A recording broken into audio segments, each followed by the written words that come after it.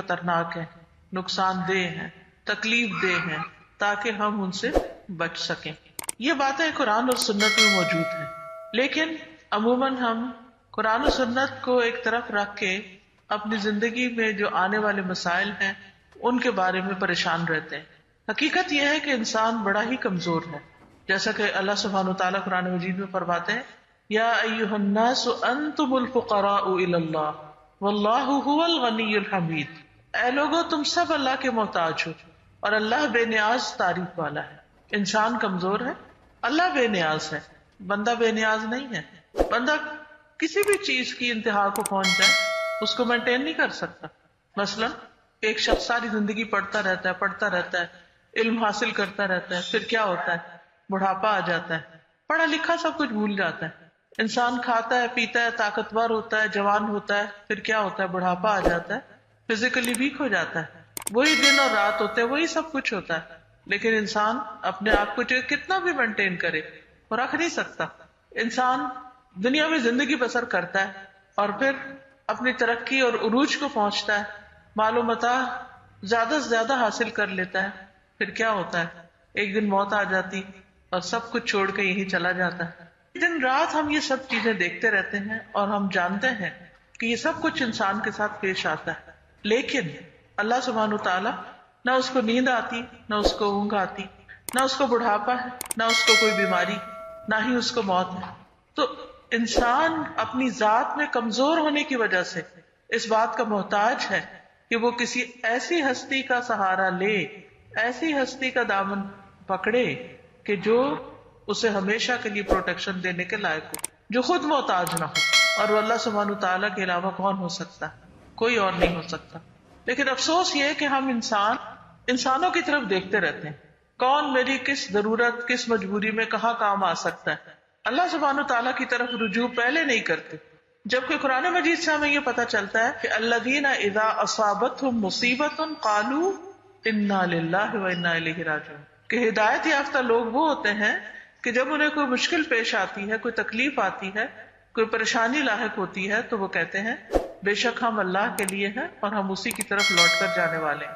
تو آج ہم قرآن و سنت کی روشنی میں دیکھیں گے کہ وہ کون سی چیزیں ہیں جن سے بچنے کے لیے اللہ کے رسول صلی اللہ علیہ وسلم نے اللہ کی پناہ لی ہے، اللہ سے مدد مانگی ہے. ہمیں بھی ان چیزوں سے بچنے کے لیے قرآن اور سنت سے رہنمائی لینی چاہیے. اور یہ تمام چیزیں جو ہمیں پریشان رکھتی ہیں، ان پریشانیوں سے بچنے کے لیے اللہ سبحانہ تعالیٰ سے دعائیں کرنی چاہیے. تو سب سے پہلے ہم قرآن مجید میں دیکھتے ہیں. قرآن مجید میں آپ جانتے ہیں کہ دو آخری صورتیں، سورت الفلق اور سورت الناس، ان دونوں میں اللہ کی پناہ لی گئی ہے مختلف طرح کی چیزوں کے شر سے بچنے کے لیے. اللہ سبحانہ تعالیٰ فرماتے ہیں قل اعوذ برب الفلق من شر ما خلق ومن شر غاسق اذا وقب ومن شر النفاثات فی العقد ومن شر حاسد اذا حسد. کہہ دیجئے میں مخلوق کے رب کی پناہ چاہتا ہوں. اور مخلوق ساری کا رب کون ہے؟ اللہ. اللہ رب العزت، اللہ عز و جل. کس چیز سے بچنے کے لیے؟ من شر ما خلق، ہر اس چیز کے شر سے بچنے کے لیے میں اللہ کی پناہ میں آتا ہوں جو بھی اس نے پیدا کی. من شر ما خلق، جو بھی اس نے پیدا کیا.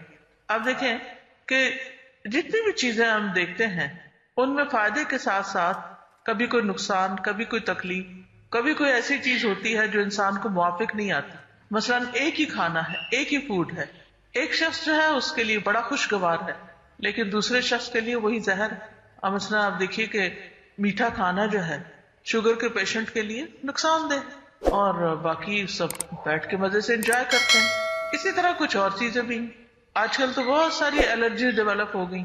کتنے ہی بچے جو پیدا ہوتے ہیں الرجیز کے ساتھ، دودھ نہیں پی سکتے، کوئی نٹس نہیں کھا سکتے، کتنی تکلیفوں میں. تو وہ چیز بذات خود شر نہیں ہے، دودھ کوئی شر تو نہیں ہے، دودھ تو بڑے فائدے کی چیز ہے، لیکن اس بندے کے حق میں کیا ہے؟ وہ نقصان دہ ہے. تو من شر ما خلق، اور یہ ہر شخص کے اعتبار سے الگ الگ بھی ہو سکتا ہے. اور کچھ چیزیں ایسی ہیں کہ جن میں یہ سب کامن بھی ہے، یعنی کچھ چیزیں ایسی ہیں کہ جن کا شر سب کے لیے شر ہے، جیسے شیطان کا شر ہے، اسی طرح نقصان دینے والی اور مخلوقات کا شر ہے. اور सांप ना अपने को देखता है ना पराये को देखता है, सभी को डस लेता है। चाहे आप उसको पालें, आप उसकी केयर करें, आप उसके साथ जो चाहे अच्छा अच्छा सलूक करें, लेकिन जिस दिन उसको मौका मिले वो काट देगा।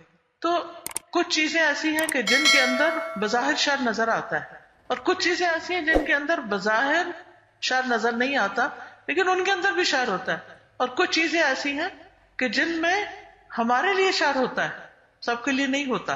तो कितनी खूबसूरत दुआ सिखा दी गई, कुल अऊज़ु बिरब्बिल फलक मिन शर्रि मा खलक।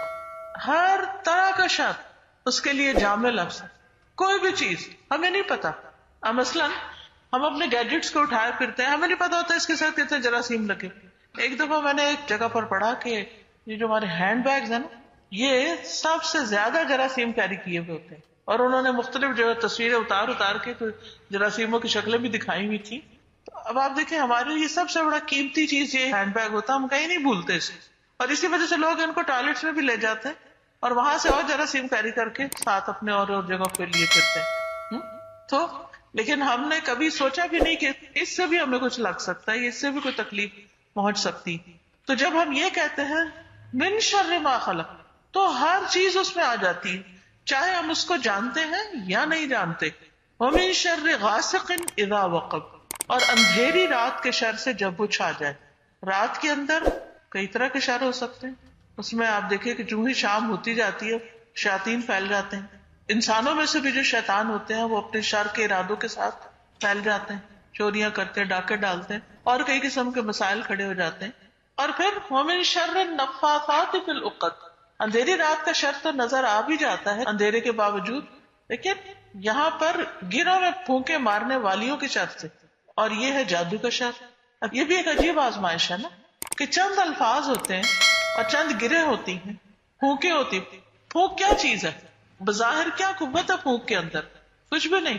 उसी से हम आग बुझा भी लेते हैं, उस फूंक से आग जला भी लेते हैं, और इस फूंक से जो शर की नीयत से मारी जाती है गिरों के ऊपर, कई घरों को तबाह बर्बाद करके रख देती है। अब ये हमारे लिए शर है कि नहीं, हमें किसी लेबोरेटरी से नहीं पता चलेगा कि लोग जब धागों पे नोट्स लगा के कुछ लफ्जों को पढ़ के फूंक मारते हैं तो वो नुकसानदेह होता है या नहीं, लेकिन वो नुकसान पहुंचा भी देता है। होता सब कुछ बेइज़्निल्लाह, वमा हुम बिदार्रीन बिही मिन अहदिन इल्ला बिइज़्निल्लाह, अल्लाह के इज़्न के साथ ही होता है।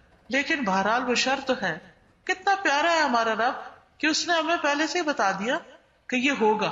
शर तो है, जरूरत किस चीज की है? जरूरत इस चीज की है कि हम उससे बचने के लिए अल्लाह की पनाह लें। वमिन शर्रि हासिदिन इज़ा हसद, और हासिद के शर से जब वो हसद करे। इंसानों में से इंसानों के दुश्मन होते हैं, और हसद एक ऐसी चीज है कि जिसको बहुत से लोग जबान या चेहरे से जाहिर नहीं भी करते लेकिन दिलों में रखते हैं, और फिर पीठ पीछे नुकसान भी देते हैं। तो ऐसे में इंसान किस किस को जाके खोले, किसका दिल देखे, कहाँ से देखे, कैसे पता करे कौन किससे क्या हसद कर रहा है। लेकिन जब इंसान अपना मामला अल्लाह सुब्हानहू तआला के सुपुर्द कर देता है तो अल्लाह की पनाह में अपने आप को देता है। इससे बड़ी पनाह कोई है ही नहीं, इससे बड़ी कोई प्रोटेक्शन है ही नहीं। तो इस तरह इंसान इन तमाम चीजों के शर से महफूज हो सकता है। नंबर 1 उमूमी शर, नंबर 2 रात का शर, नंबर 3 जादू का शर, और नंबर 4 हसद। आज आप देखें बहुत सारे लोग इन्हीं मसाइल में घिरे हुए हैं और उन्हें इसका हल कोई नजर नहीं आता। अल्लाह सुब्हानहू तआला ने हमें हल दे दिया है, इसीलिए हम देखते हैं कि रसूलुल्लाह सल्लल्लाहु अलैहि वसल्लम ने इनको तावुज़ के अफसल कलिमात बताया, यानी जिससे कोई पनाह ले सके। ये जो तावीज का लफ्ज है ना, ये भी तावुज़ तावीज एक ही रूट से है, क्या मतलब है? तो पनाह लेना।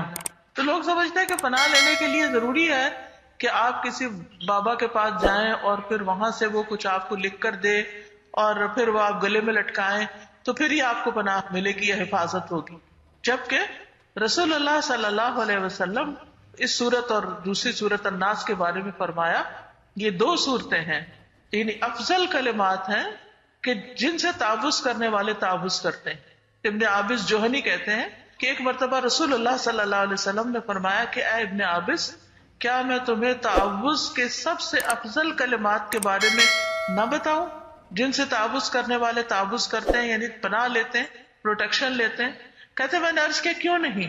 तो रसूलुल्लाह सल्लल्लाहु अलैहि वसल्लम ने फरमाया कि ये 2 सूरतें हैं, कुल अऊज़ु बिरब्बिल फलक और कुल अऊज़ु बिरब्बिन नास।